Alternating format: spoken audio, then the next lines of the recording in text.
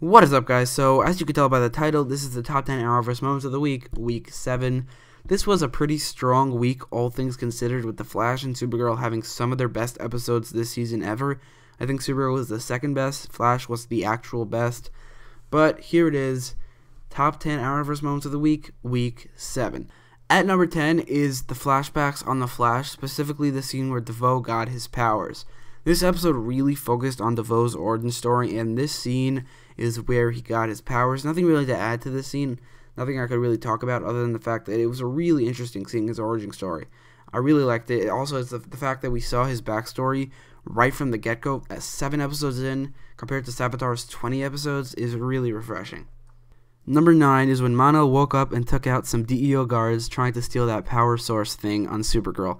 This scene really showed how Mon-el has changed since the last time we saw him, without telling us that he changed. They do that later, but by the time we saw that, we could already figure it out because of this scene, and that's really what I like about this scene. It shows how Mon-el changed in the 7 years he was gone. Number 8 is when Cayden James tells Oliver why he's terrorizing the city on Arrow, by telling him that he's doing it to get revenge on Green Arrow because Green Arrow took his son away from him. This scene brought some much-needed substance into the Cayden James character.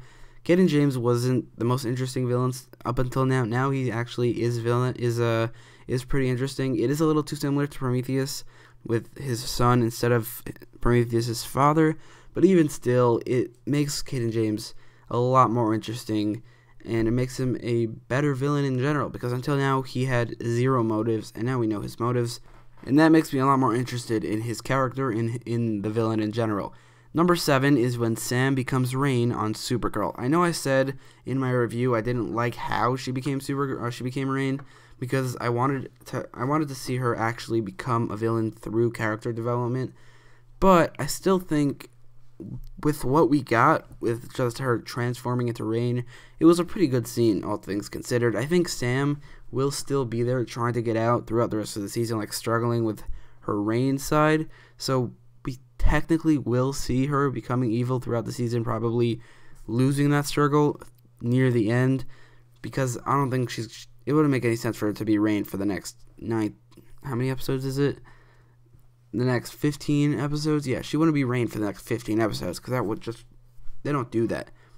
Or maybe they would, I don't know, but I just think that she will probably struggle with Rain trying to take over her own body, and then will fail in the end, because maybe something traumatic. Maybe what I said is that I want her to hate Supergirl because her daughter dies because of Supergirl, something like that. Maybe that will happen, and because of that she gives in to Rain. Maybe that'll happen, and I really hope it does. So either way, this scene was actually really good. Number 6 is when Oliver becomes Green Arrow again on Arrow.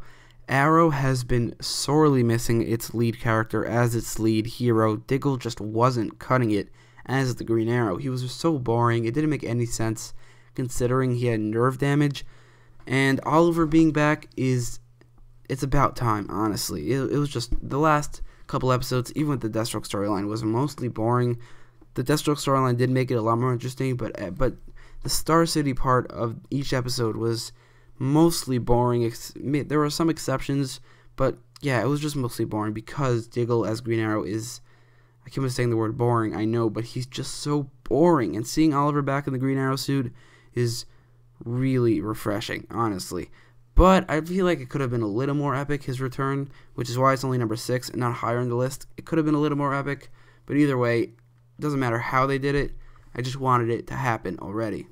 Number 5 is the scene where Sam tells her adopted mother about the time she was shot.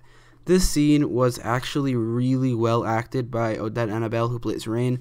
That's really the main reason I like this scene. It was really well acted. It's pretty emotional. Odette Annabelle did a really good job in this scene.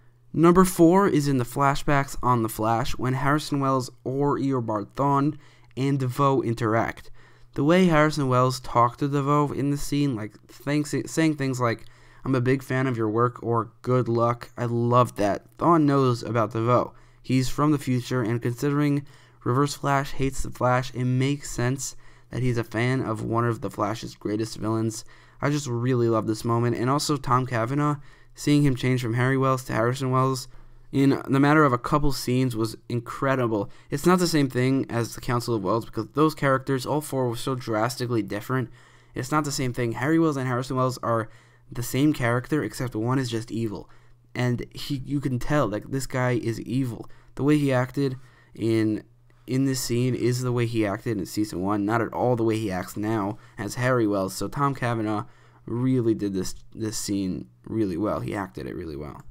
Number 3 is when Oliver and Diggle argue on Arrow. Oliver basically says everything I've been saying about Diggle being the Green Arrow, minus the him being boring part. Oliver says to Diggle that the reason Diggle didn't tell Oliver he has nerve damage is because Diggle knew that Oliver would not let him go out on the field compromised, and that makes Diggle just selfish.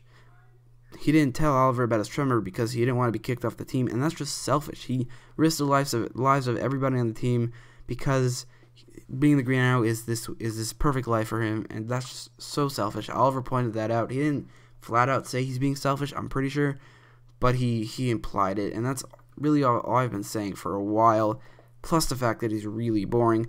Diggle did bring up some points, just not any good ones, and Oliver's points were just too good to not put it this high on the list.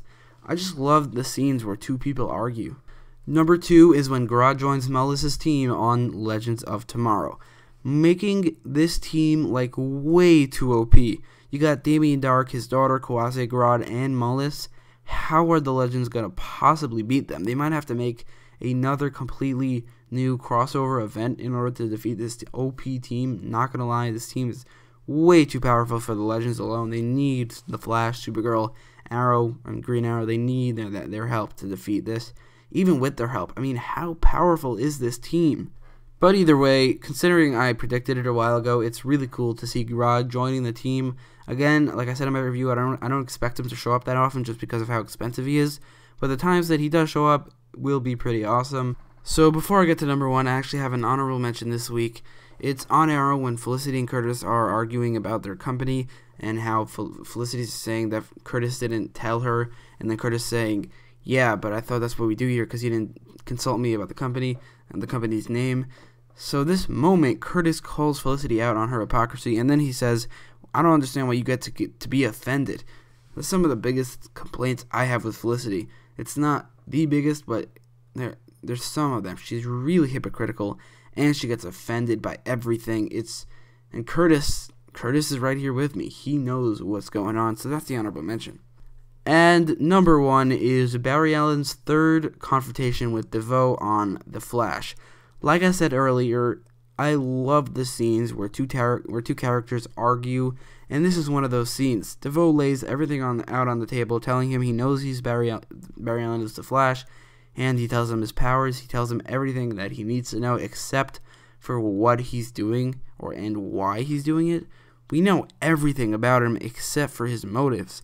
That's pretty cool, considering I said this before, but Savitar, we didn't know what he was doing. We didn't know who he was. We didn't know his backstory till 20 episodes in. So they learned their lesson from Season 3. And this scene made me realize that. It also made me realize that, first of all, Neil Sandylance is a great actor. I'm really excited to see more of him as the Thinker. Second of all, the Thinker will be a great villain. I'm 100% sure on that. And he's one of the most sympathetic villains ever. I didn't get that from this scene, but I just got that from the episode in general. And this scene showed me that the Flash writers know what they're doing with their first non-speedster villain. So, those are my top 10 favorite moments of the week 7. Let me know what your favorite moments were. And next week, week 8, is the big crossover week, so it probably will be a top 15, maybe even a top 20, considering how good the crossover is. So, I'm excited for that. Let me know in the comments below what your favorite moment was, and don't forget to like, share, and subscribe. Thanks.